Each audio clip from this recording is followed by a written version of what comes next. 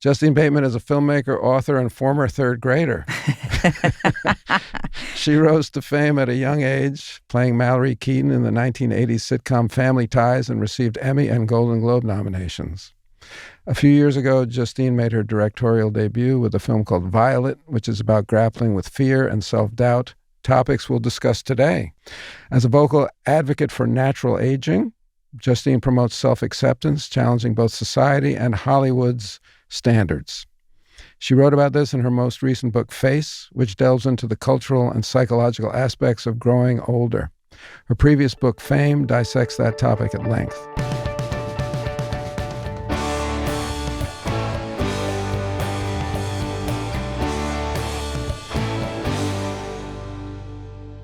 Your movie that I'm in, called Feel, which friends of mine saw at your film festival, and we were at a Barnes and Nobles because you very generously moderated a talk. Yeah, that book was so great. Thank you. The Reservoir over there, and you came into the green room and said, and I forget what your direction was. Oh, it was just with all these different people. I just put a camera on them and said, we're just going to sit here for 30 minutes. And it was 30 minutes. Yeah, you can talk or not talk. Totally up to you. And then for anyone who didn't talk, near the end, I would ask, what's been on your mind mostly lately? Was I still on camera when you asked me that? Because when I saw the film, it's me just sitting there, but then there's a bit of a voiceover. So that was... Yeah, what I had was... I also did all this color dye art. Yeah, that was beautiful. Right? But yeah, just had what people had said over just the sound over them sitting there silently, and also over the color dye. So I matched like a color dye piece to each person. And did you have a sense of, it's called Feel. Mm-hmm. I don't know if you told me if it was called Feel or not. And I don't know if you gave me any direction aside from what you just said. Yeah. But was there, in your mind, did you know what that film was going to be about when you started it, or did you just no? And tell me what you thought when you started it. Why you thought that was going to be a generative idea? I didn't. Okay. Usually, I do a project. I know exactly, or I believe I do. Right. Know exactly what the objective is, what the thesis statement is, and all that. And I was interested in everything everybody was saying. And a lot of people said very profound things. And it's not like I pushed them to... Yeah. That just happened to be... I know a lot of people who think profound thoughts. Right. I guess. Right. Because I just say, what have you been thinking about mostly lately? And then what came to my mind next was, you should record... You should do an audio recording of all your journal entries about this process of making a film in this manner. And I was like, me personally as a person, I was like, no fucking way. Like, I don't want to share I don't want to do that. Yeah. But then me as a director was like, I knew that was the thing that was going to sort of be the spine through it, the progression through it, because the rest of these are standalones and it's not. And I was like, what would compel me to watch the next one? And it's like, if there was a progression, a thread through it that kept me, that I wanted to know what's next. And what do you think that thread was in terms of... the thread was me having such a problem with doing a film in this manner. I had a real problem with it. And my pattern is like, I have to dig then and find out, why do I have a problem with this? Why is this pushing my buttons?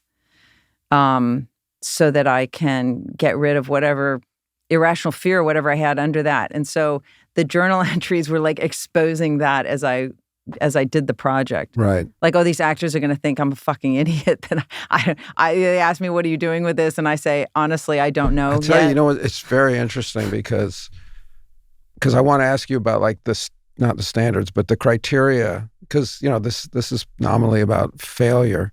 The criteria when you go into an experimental movie, a movie like that, avant-garde, like Uncharted. The criteria is different. Like failure, you're not talking about box office or whatever. So you have an intrinsic sense of, did I do it or did I not do it?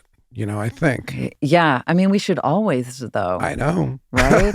That should always be, I see writing, directing, and producing as a service position. Great. You're servicing, we have to understand what the project is about, right? See if you agree. And then you have to service that.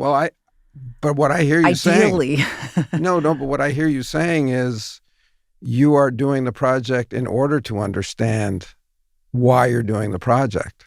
Like it's almost like you talked about fear, like, okay, I'm afraid of something. It seems like the movie is an answer to that in a way, but you don't know that going in. So like, I think the best stuff that I've ever done has been like, I have no idea aside from like, okay, it's a paycheck, whatever. I'm doing it.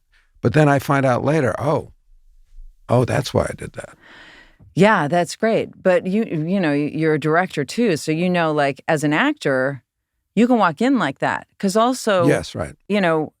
Acting is more ephemeral compared with directing and writing. And, you can, I was going to make a construction comparison, but I can't think of a really good one right now. But when you're writing or directing, you have to be setting, acting, you're setting a structure too, but it's more really ephemeral. I feel like, you talking like this, I think you're talking about like you have to make a foundation. And because you're setting something that every other department is going to be following. Right. So it can't, I guess it can. Warhol did it. To just set something that's like, I don't know what this is. Let's see. Yeah. I guess maybe I was able to do that with these two films because they cost almost no money. Right. And I didn't have any financiers asking what's going to be done with it. Yeah. Yeah. I just remember to go back to the direction you gave me, which I hadn't remembered till now. And in my memory, it was like I was sitting there for 5 minutes. You tell me it's 30 minutes. Interesting. I just remember feeling, what does she want? At first, like, what does she want? And then I thought, okay, well, that's probably not the right question to be asking myself. What am I feeling? I don't know if you told me if it was about feeling or if you told me to look at you or not look at you or. No, I think it was just like, maybe you asked and I said, whatever you want, you can, you just can't go to sleep, can't get up, can't look at your phone. What I would feel my shortcoming as a interviewer would be is like, I don't want you to feel uncomfortable. And I think as a director, sometimes you have to deal with people who work best if they're comfortable, and then they work best if they're uncomfortable. So people are very different in what they respond to, what they give their best to. And that's what I was thinking. I was like, I was dealing with like, how do I give Justine, what does she want? Like, how can I give her what she wants here? That's 30 minutes is a long time. So I probably got past that. And it's like, well, I'm sure it's whatever it is. I don't really understand it, but should I try to feel something? Should I not try to feel something? Okay, now I'll just like sit here and think. I don't mind sitting here and thinking. And then that's all I remember. And I thought, I didn't think about it again, until my friend said, I saw that movie. And I was like, and she said, it's really good. And I was like, well, I'd like to see it. And then I watched it and I was like, I was moved in some weird ways. It doesn't move you in the way that movies move you. When you go to, it's like, I'm not like caught up in the story. The story, right. But I'm caught up in something, and that's why it works. I'm caught up in an ambiance, a mood, a something, a question. I think it does things that movies can do, but we don't often ask them to do, Yeah. I think, and I really think that's part of where the new genre in film is going to go. Like, it's something like that's really, like really real and human and raw. Yeah. Whereas this sort of shadow of what, the film business that we knew, as far as I'm concerned, it died. It's done. But now there's this What do you mean by that? I mean the business that where there was enough room for every genre. Right. There was enough room for there was Suzanne Summers and Sir John Gielgud, right. And everyone coexisted. There was enough money to go around. Our financial ecosystem was really healthy. It worked. Yeah. It worked, the way the audience paid us, the way advertisers paid us, residuals, all of that. Yeah. And then the streamers came in and really carpetbaggers, as far as I'm concerned. And can you define carpetbaggers for those who haven't studied American history? Sure. They come on into an arena and basically fuck it all up. Undercut everyone, get it to a point where you've eliminated the competition that existed when you stepped in, and then do whatever you want.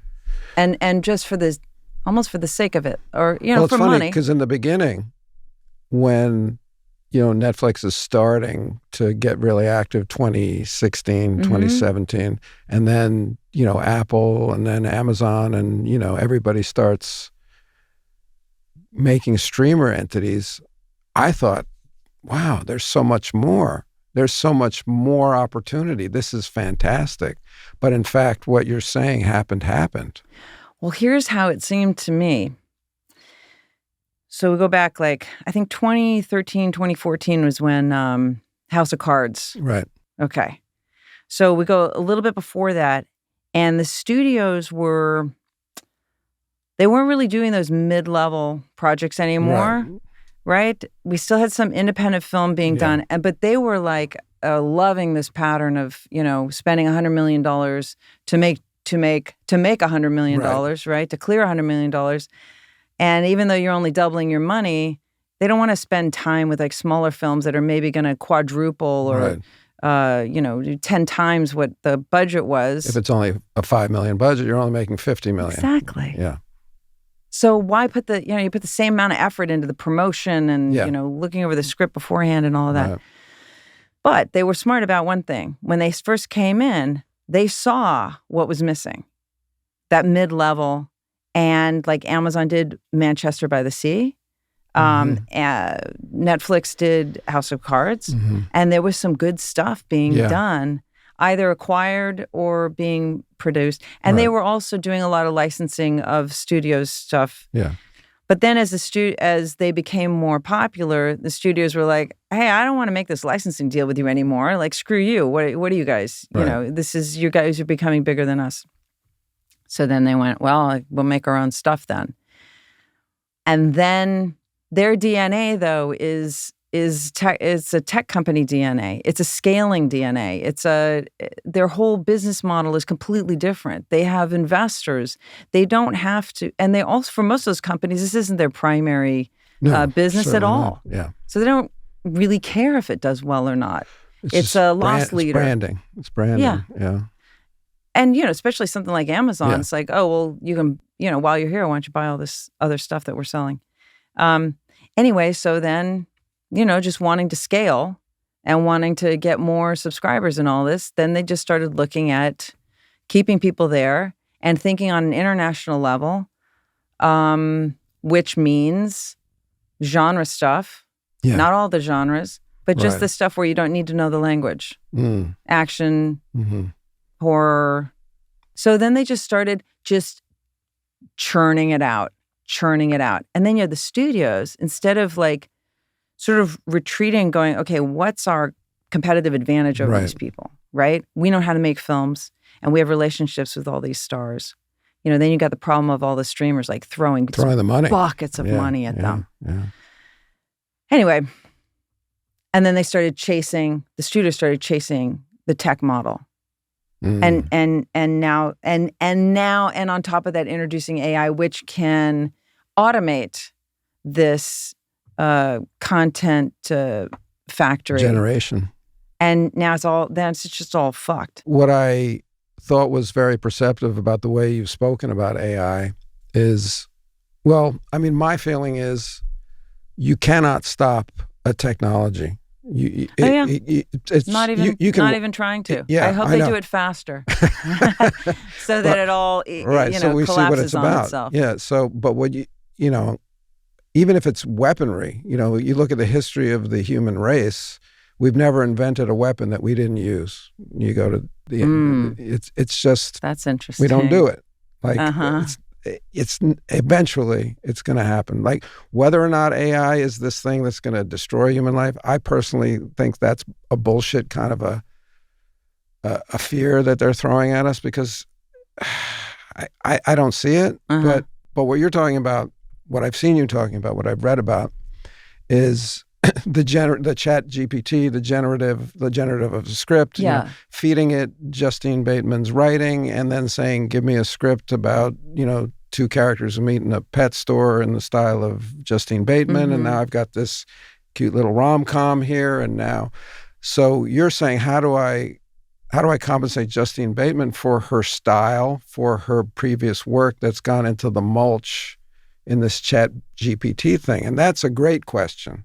And I don't know how to answer it, but that is the question, because chat GPT and all this AI stuff has been educated using our experience. So how do we compensate? And we don't know at this point because they've put everything in there. It's already educated. No, the answer is super easy. Oh, it is? Good. It's super easy, but they're not going to do it. What's the answer? It's just that. Look, generative AI is absolute 100% theft. Wholesale theft. It's the biggest violation of copyright violation in the history of the Copyright Office in the United States. Absolutely 100%. Unless they are, so for people that don't know, it's something like a blender, the AI models. Yeah. And if you, like you said earlier, if you want to write a book, you just put in as many examples of books as you possibly books that you like or whatever. Yeah. Every book you can think of. Yeah. And then, you give it a prompt, sort of a Frankenstein spoonful of what you've put into the blender, and about like you said, a rom-com about bananas or whatever. Right. And it's provided you've given the model information about bananas and rom-coms, it'll give you this Frankenstein spoonful of it. Well, what you put into the blender, they didn't ask any, unless that model is fed only the programmers or the CEOs of these AI companies, only their journals and home movies and photos. You want to do that? Then great. But you can't train a model with a small subset like that. It has to be with absolutely as much as possible. And the whole do it and I don't know, forget the term, go ahead and, break rules and apologize later or whatever the phrase is. But this is bullshit. This is like you just said, like everybody's, blood, sweat, and tears and IPs. Yeah. And then for anybody who says, IP should just go away, I'm like, well, sure. Why don't we all just... then let's make all property go away. Then we'll all just live at your house and drive your cars and just have this sort of free-for-all, socialist structure. And then what you have is I think it's the tragedy of the commons where there's nobody's making anything then. Right. Because why should anybody? Like these two films that I made, I'm not putting them up online. I may have them behind a paywall on my Substack, but beyond that, why should I? Because you want people to see them. I want people to see them, but I don't want them to be AI fodder. I mean, what? I'm just one small, component. I'm just one filmmaker, but it's offensive. And these tech bros are repulsive to me. What if they? To me, they're not I have a computer science degree, UCLA computer science degree. So I think programmers are fantastic, and there's such a genuine love of programming that software engineers have, and it's really kind of wonderful. But these tech bros that are, to me, it's another category. They're the carpetbaggers. They're powered. They seem to be powered by greed, and that's it. How does this benefit anybody? It doesn't. Mm-hmm. You want to sell our product, by the way, our product sliced and diced to this much larger audience of non-artists and make them pretend that they're artists. Well, it's also, and this gets into the tricky part for me. I think I agree with you. And I want to talk about computer science as well, because you seem to be perfectly suited to talk to both. It's a good combo. You can talk to both sides. Yeah. You can talk to the artists and you can talk to the programmers. So I think we should listen to what you're saying, because you have those two brains. I cannot do math. So, and it's just amazing to me that you went back to school in your 40s. I mean, and talk about it was cool. the failure of homework and shit like that, like having to go back into that. And I'd love to hear about that. But what was I? Oh, most disruptive technology is making things easier and more cheaply. And that, my grandfather was a barrel maker. It's called a cooper. World War I happened. He went at the age of 18 and was wounded 3 times. He fought with the Scottish Army, the British Army. And when he got back home in 1918, barrel making was automated. It was one of the things that, war often drives technological innovation. He had nothing to do the rest of his life, so he was a casualty of advancement, of how do we make things better and more cheaply. But that, again, the great mass of people wants their barrels cheap. Like my grandfather is a one-person casualty. Yeah. But the world gets the benefit of cheap barrels or whatever. So I think that the argument, what AI is going to make is, we have to pay Justine a lot of money to write that script. And then we're going to have to charge you a lot of money to see that movie because we paid Justine a lot of money and all those actors. We're going to make it cheaper this way. We're going to do it. We're going to, you like these Middle Eastern rugs that are handcrafted, but I've got something that you can't really tell the difference that was made by a machine, and I'm going to charge you 1/10 of what you would charge here. So I think I see that's the argument that those tech bros might make, is like, hey, we're just making it cheaper for people to enjoy, But they're not, though. I know. They're making it cheaper, not financially cheaper, creatively cheaper for someone to feel like an artist. Mm-hmm. That's really what it is. You think people really want to feel like an artist? That's a dream of people? Yeah. Yeah. I think it's that, and also it taps at a heavy resentment that some people have.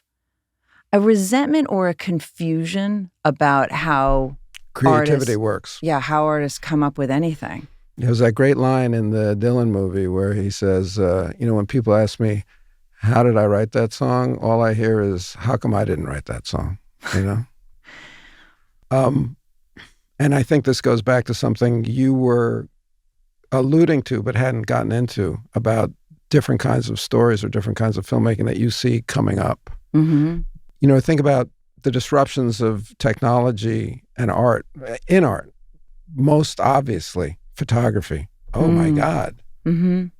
I grew up, I thought I was a painter. I paint things as they are. I paint these beautiful landscapes. Why would you've got a photograph of the damn thing. That's what it looks like. Yeah. Not that. Uh-huh. What do I do? What am I going to do now? I've trained as a painter. This is my life. It's reductive to say, okay, here comes modern art, where we're no longer showing the world as it is. Right. We're showing, more of an interior, unconscious.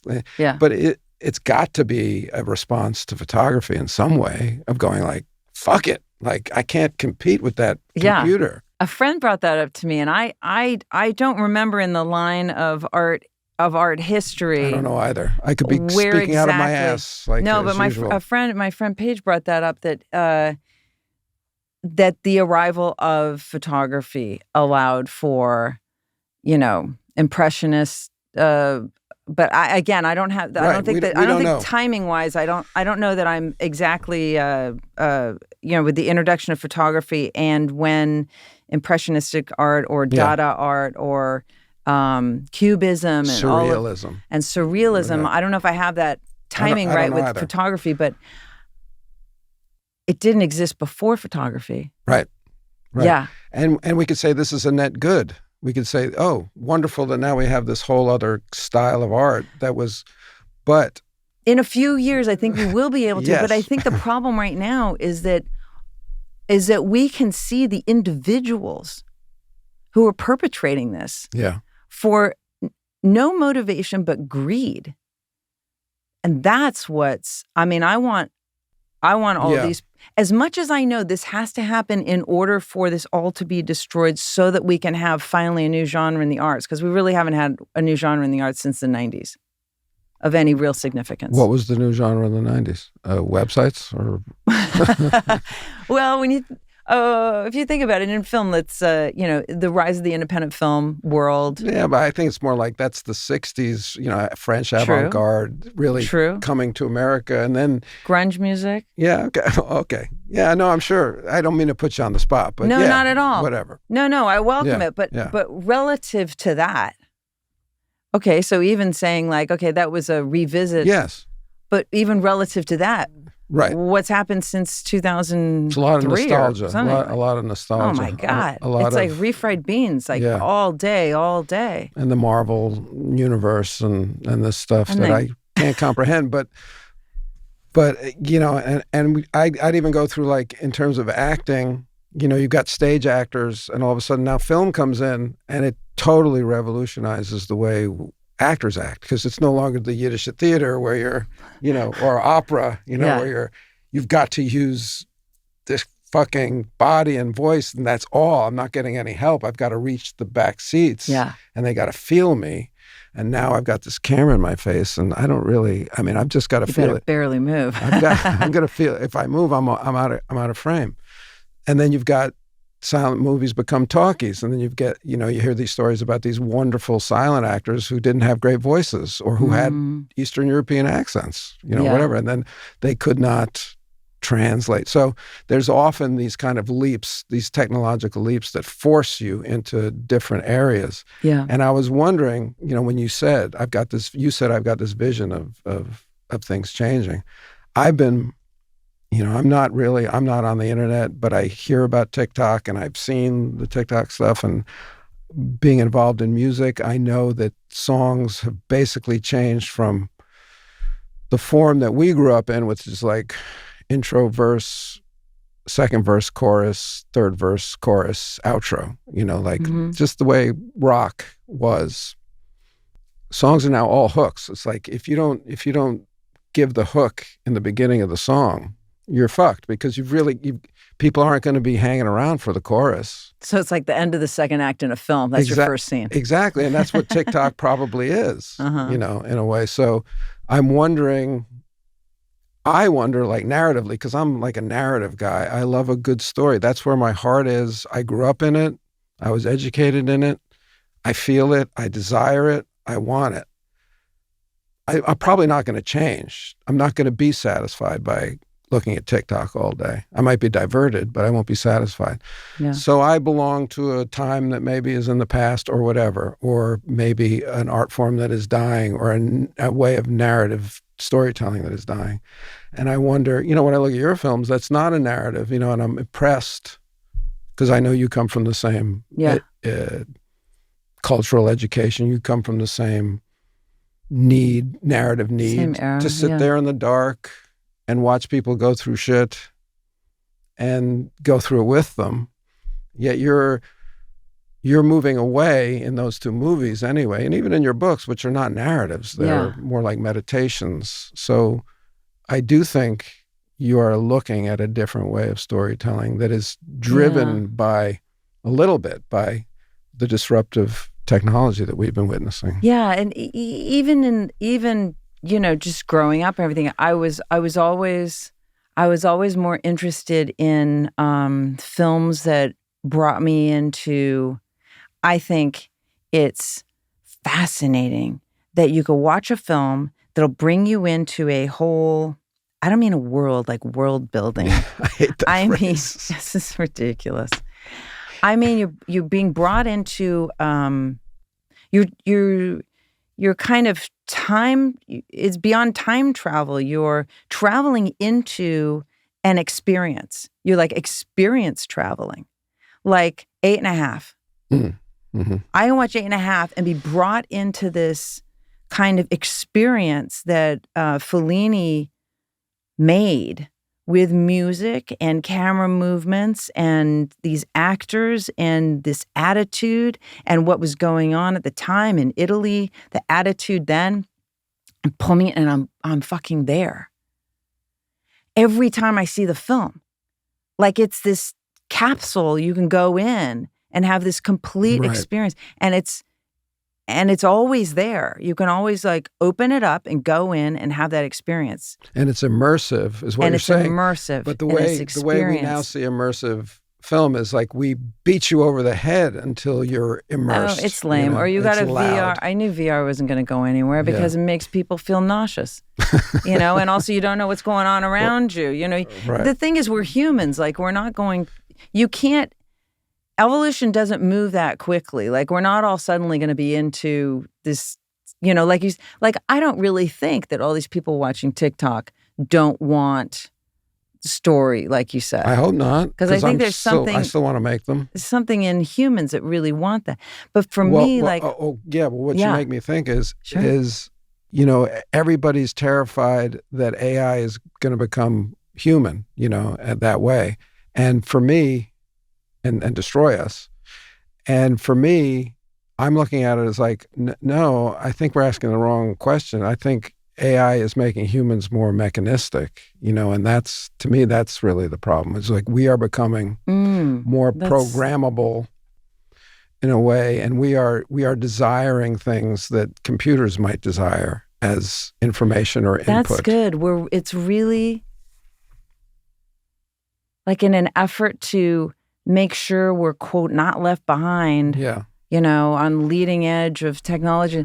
I mean, I think technology is just like a while ago, and you could say this about journalism too, they just ran out of things to do. They ran out of problems to fix. Like you think about like PayPal. What were we doing before PayPal? Well, we were calling. You want to order something in a catalog. We were calling, first of all, before the websites, right? We were calling. It's all ease too. They didn't figure out how to solve old problems. They just but there was a problem once we were ordering on websites after we were doing the 800 numbers. We're ordering on websites, and every time you wanted to order something, you were putting in your credit card and address information every single time. Right. So when PayPal came, it's like, oh, this is a good solution. I just hit the PayPal thing and it goes through. I mean, there were a lot of things that. But it's ease again. It's all ease. It's not a new thing. Then I think they ran out. Yes, I agree with you. And they didn't want to do the hard shit. Like, how do you get all the plastics out of the ocean? Or how do you this? How do you that? And they just went, oh my God, what low-hanging stuff can we go for now? Well, taxis. Yeah, Uber.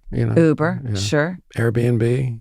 I mean, these are things that work really well, and I would say, it makes life easier, but at what expense? And how much easier is your life ultimately at the expense of these kinds of successes? And then talking about ease, a lot of these AI companies are trying to sell you on this learned helplessness. Yeah. Sell you on. Ease is not a goal. Now it's life. Like, wow, everybody seems to be fine. And this is the old thing in advertising, if you have to show that your product solves a problem. And if there is not currently a problem, you better create one. The armpit. But now it's a lot of like, to me, I think it's really kind of sick. It's this like, shh, you can't do that. You can't write your own email. You can't make up your own bedtime story for your daughter. Come on, let us do it. Let us do it. Shh, lay down. Shh. Yeah, you relax. And I think it's very fucked up. And it's like, oh, I'm sorry, did you lose your job? We'll get you UBI. And I'm thinking, you think people are depressed and anxious now? Now you're going to say like, don't worry, you're not going to need any jobs. We'll just hand you some money anyway. First of all, you're going to let the government's going to be then in charge whether or not you have enough money for rent or your mortgage or anything like that. And then you're going to take away people's sense of purpose at all. Even if they're at a job they hate, there's still something about doing work in exchange for money. There's the struggle. Yes, there is. And you're going to just think you can just take. What you're saying makes total sense to me, because what I talk about, the original impetus for this whole conversation and for Fail Better. Yeah. failure is a spiritual exercise. Failure is a religious exercise. Failure is human. That is what we do most of the time. And if you're talking about companies that are telling you don't need to struggle anymore, it's going to be easy. We're going to make it easy for you. You won't have to fail because I have the answer. Oh, my memory fails me. I don't remember who directed that movie. Oh, here. There it is. Okay, I got it. I'm not embarrassed. I don't have to study some more. I don't have to refresh my memory. I don't have to learn. I don't have to learn because this thing has the answer. Learn. And learning's hard. Learning is a process of failure. Yeah. Because you have to master something. You've got to fail thousands and thousands of times. And I think what you're saying is, even if you're in a job that you hate, you're engaged in that struggle. Here's a theory I've got. And I think if I think I could do a good essay. I think I could find enough evidence to support this. That generative AI is a kind of, I know people have ideas about this term I'm about to use, but think of it just in an academic sense. It's a kind of antichrist because it's trying to replace how people are to relate to God or a God. It will always be there for you. It will always give you the answer. Whatever you need, it will give it to you. So when you start out, and this is very similar to my question about you starting out with the movie, Feel. When you start out with Face, you're not... What I don't see you saying is, hey, fuck you, straight white male patriarchy. You're making me feel bad about getting older. But you're saying, I'm feeling bad. Something is making me feel bad about getting older, or there's a fear. I'm working something out here. Let me try to work this out. Well, with that one, and also with Fame, I had issues. I had issues with when my fame was descending, and people would say, are you acting anymore? Yeah, do you still act? Yeah. Back when I was acting, and I thought, yeah, of course I am. Yeah. So I had to get at so those two books were after I had worked it out. So you'd worked it out. So So in a way, I'm trying to kind of like guide it to this area around failure. Which may which may or may not be germane to anything, but I'm thinking that you're feeling. Let's go with Fame. You're feeling there's a sense of failure around not being as famous as you were. For sure. How do you unpack that nonsense? Well, for me, I had to get at why did that. Okay, this is a while ago, right? Where I was still acting. I'd asked myself, why did that bother me? Yeah, and that's exactly the thoughts that came up exactly were that about failure. I feel like an absolute failure. And it's interesting to think about. It's like, and then I go into, in the book, the idea that you were given this fame and then you fucked it all up. What'd you do? You dropped it. You broke it. As if it was, really fame. You have no control over it whatsoever. You really don't.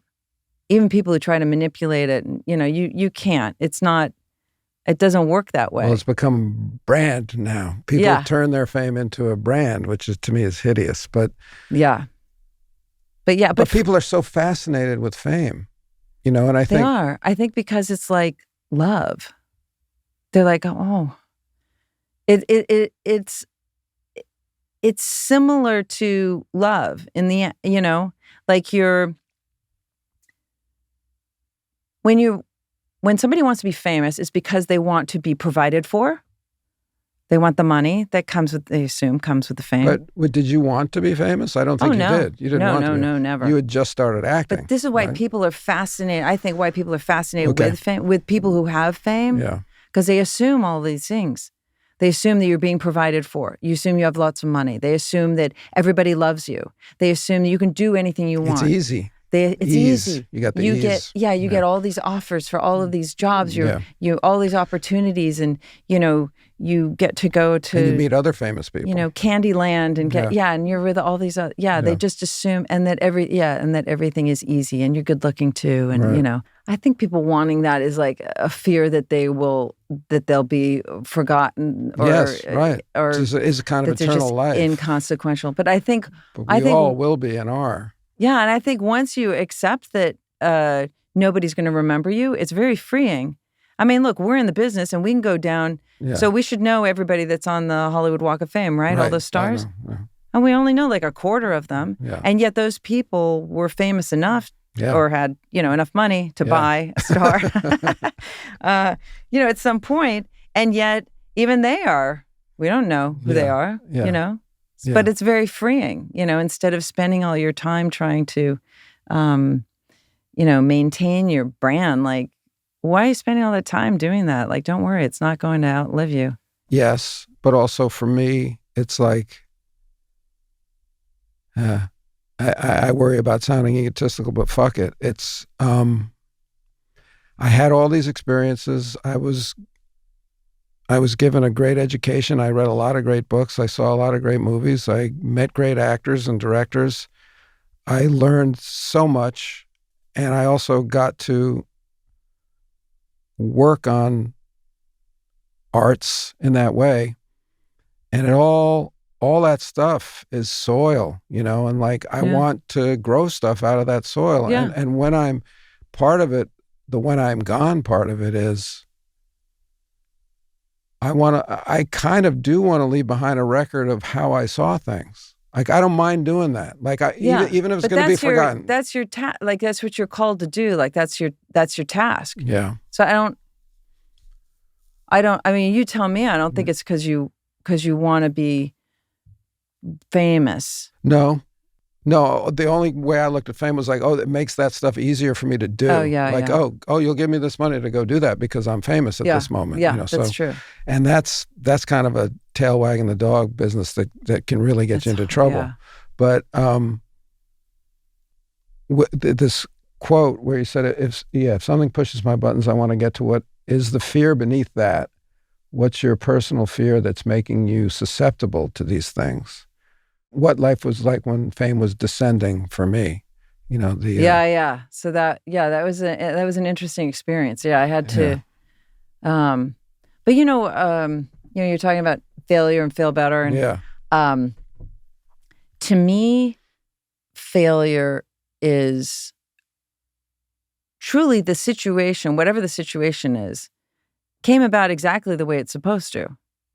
So me assuming it's a failure is really just my expectation didn't match the glorious result. Right.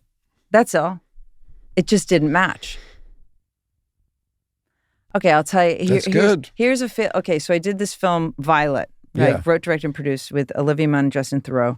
And it didn't get any nomination. I mean, in the end, it got like a couple of something. It's hard for me to be totally objective of it, but I thought it was really different and fresh and new and profound and creatively really beautiful. So when you sat there and you watched, right before you went to film festivals, you had the movie finished, you sat there and you watched it and you were like, that's something close to what I meant to be doing.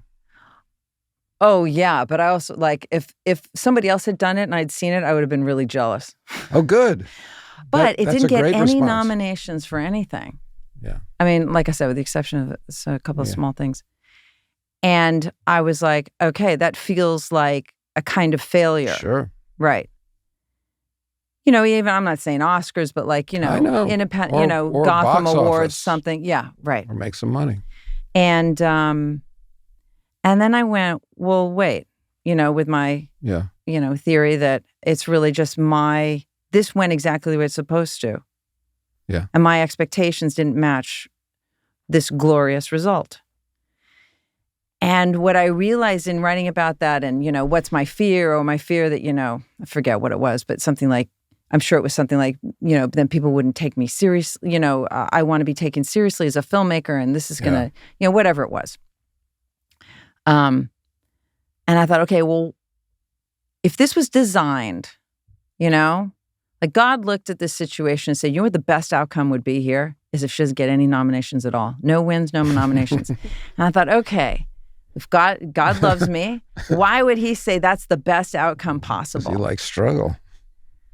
And what I realized is, no, this makes me, and also I'd been through the whole doing the whole awards campaigns myself, and I know how much money, I've seen the menus now of how much it costs to get. So really it's a marketing award, and if you can afford to play the game.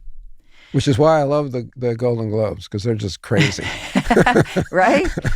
Yeah, and they had to jack the craziness out of that. Yeah. But I realized in having this experience and then doing, like I say, doing the journaling and stuff and figuring out what my issue was with it, I went, no, this is great. Now, I really actually don't ever want a nomination or a win in anything as a filmmaker. And in that feeling, then I will be exempt from ever trying to make a film that I think will get an award or a nomination. That creatively is an enormous freedom. Wow. So that's what I got from that. So that's an example of something that looks like a failure, and I go hold on, let me get the right perspective on this. There's that moment when you get into the crouch, right? Oh, totally. You're like, oh, fuck. I was like, no, I know I was faithful to what this film needed to be, but why then is this my result? Yeah. Out there in the world. Who do I blame? Well, like I said, I'm so used to what is it? Why is it affecting me like this right now? Mm-hmm. Why aren't I just going, yeah, so what? Mm-hmm. And then trying to dig up that, because I don't want to feel like that again. Have you had that experience with your children? Because kids fail all the time, and you've got to somehow get them to that point that you're at somehow, but you can't do it for them. You can't say, right, fuck those people, they don't know how great you are, or... But you still try to, you say that to them. Yeah, because you don't want them to suffer, even though suffering is probably the best thing. Not eternal suffering, but just that struggle. Yeah. Through the failure. Yeah. But so... It's so hard to watch your kids struggle. I mean, for me, it was very hard. Yeah, to have to go learn it themselves. Yeah. But, the empirical... the empirical experiences, well, that's redundant. To find out empirically that such and such is true or not is what really drives it into a person, I think. Right. To have the experience that, for me to say, don't pull that curtain, there's something behind it, I don't want you to, it'll do something bad to you. Yeah. And you believe it and you believe it and you believe it, and then someday you go, right, I don't care what the results are, I just have to find out. Right. To then see that was a lie, that then plants in you and makes you more fearless versus somebody telling you, oh, don't worry, there's nothing behind there. I don't know, there's something about experiencing it. So I understand them having to find out themselves. Yeah. Or having to hear it from someone else. And you're like, I've been telling you that for years. Yeah, exactly. But we did it too, right? I can't remember. I remember, as a kid, I had this really weird moment with my dad where I swam competitively when I was really young, and I guess they just always assumed I would win. And I came home from a swim meet, and my dad was laying on the couch Sunday, whatever. I was laying on the couch, and he said, how was it? I said, I came in third, and he laughed like he thought I was lying. And I remember it to this day. It was because somehow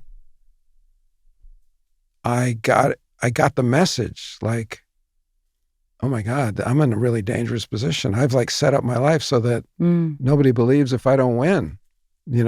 Hey, I got to win all the time or else I won't be, it's so otherwise I'm joking, It's interesting, right? You're born you don't really know. No. You don't really know. You don't know what's of value.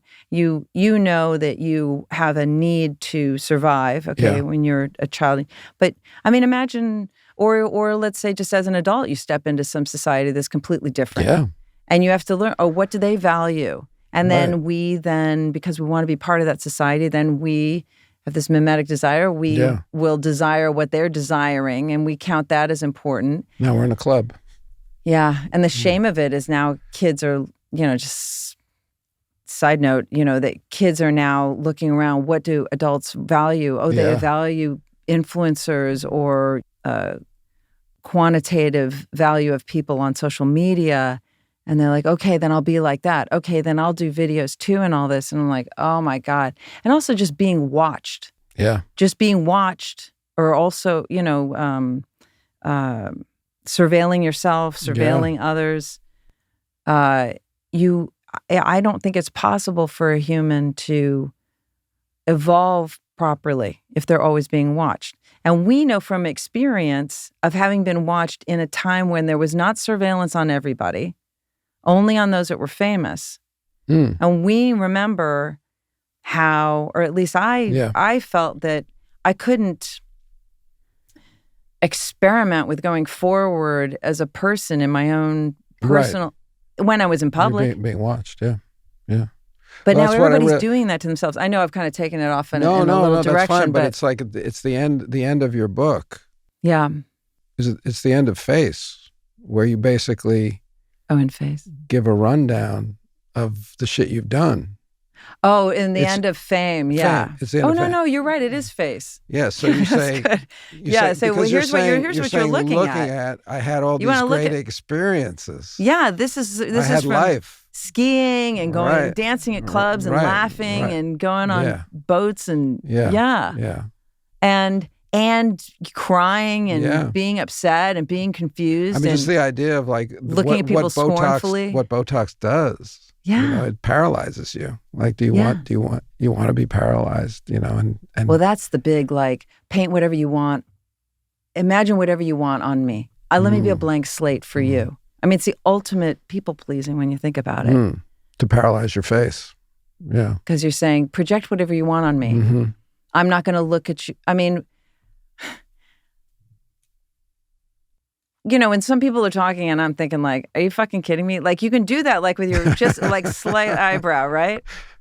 But if you don't want anyone to think, if you don't want anyone to know what you're thinking, paralyze your face. Well, what insanity for an actor to do that then.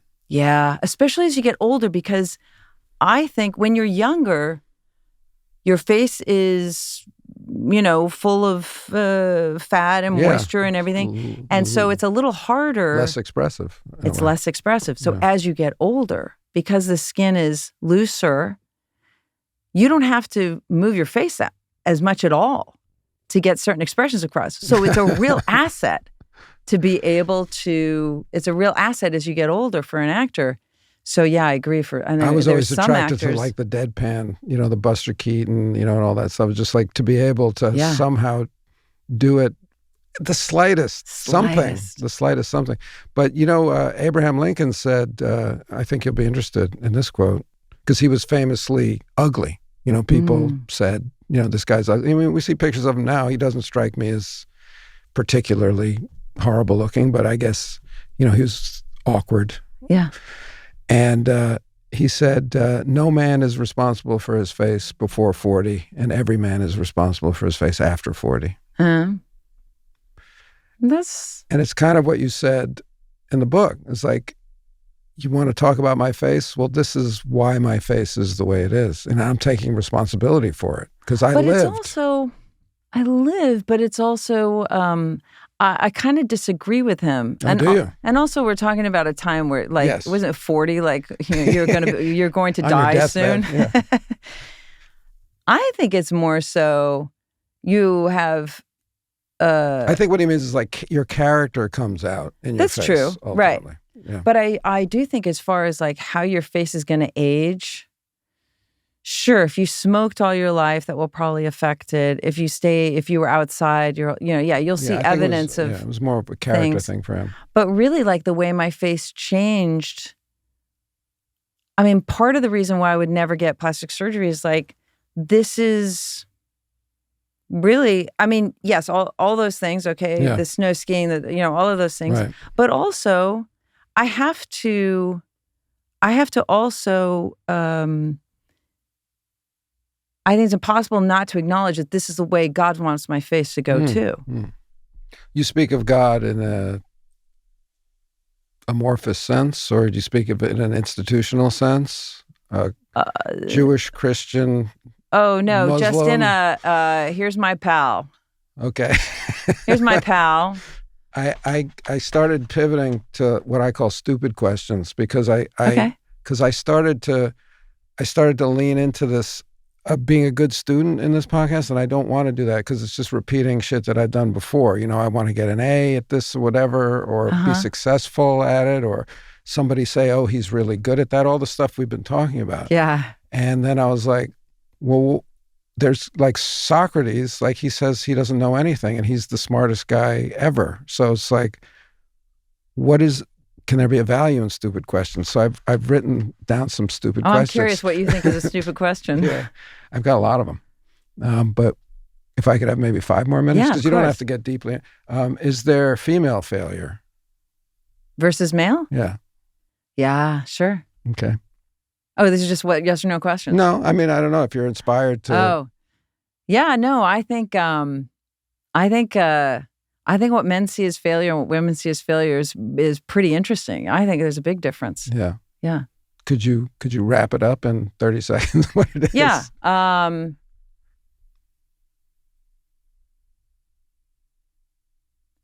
No. Yeah. Good. Is old failure different from young failure? Failure is an older person as opposed to a younger person. Yeah, I think there's far less for younger. I'll say just this as an example.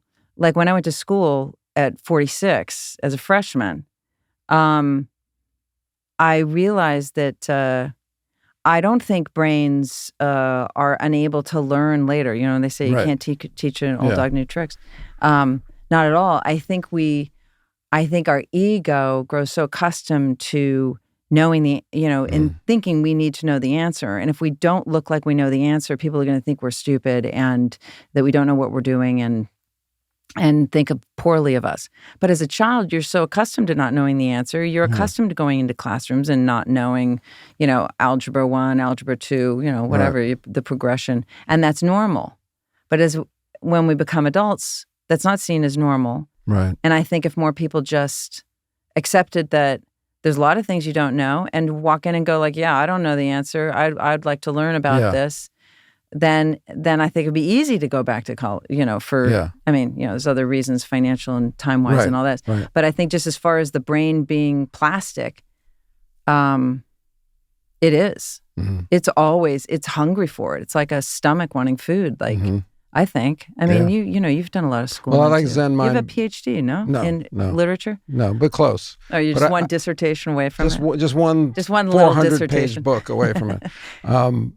I like Zen mind, beginner's mind. I like, what if I didn't know anything about this thing? But I think it's the admitting that you don't. I think that's where people have a problem with it, and that's what keeps them from learning new things. Yeah, I think.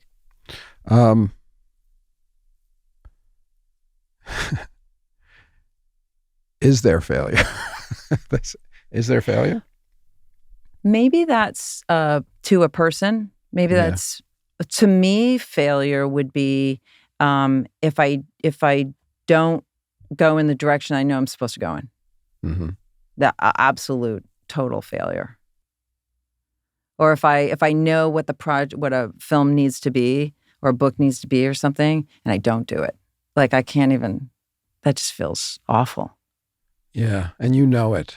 You do, don't you? Yeah, I mean, you know it, and no amount of awards is going to make that go away either. And you feel when you're like pulling away from it or veering off it and stuff, and it's a really bad feeling. That to me feels like failure.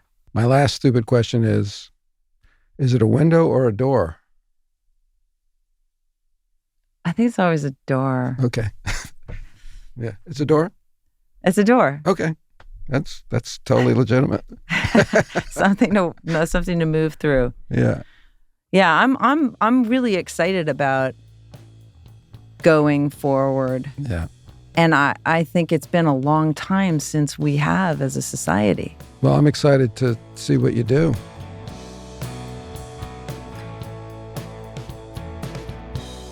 Thanks so much for listening to Fail Better. If you haven't yet, now is a great time to subscribe to Lemonada Premium. You'll get bonus content like my thoughts on conversations with guests including Alec Baldwin and Rob Lowe. Just hit the subscribe button on Apple Podcasts, or for all other podcast apps, head to lemonadapremium.com to subscribe. That's lemonadapremium.com. Fail Better is a production of Lemonada Media in coordination with King Baby. It is produced by Keegan Zema, Aria Bracci, and Donnie Matias. Our engineer is Brian Castillo. Our SVP of Weekly is Steve Nelson. Our VP of New Content is Rachel Neal. Special thanks to Carl Ackerman, Tom Kupinski, and Brad Davidson. The show is executive produced by Stephanie Whittles-Wax, Jessica Cordova-Kramer, and me, David Duchovny. The music is also by me and my band, the lovely Colin Lee, Pat McCusker, Mitch Stewart, Davis Rowan, and Sebastian Modak. You can find us online at Lemonada Media, and you can find me at David Duchovny. Follow Fail Better wherever you get your podcasts, or listen ad-free on Amazon Music with your Prime membership.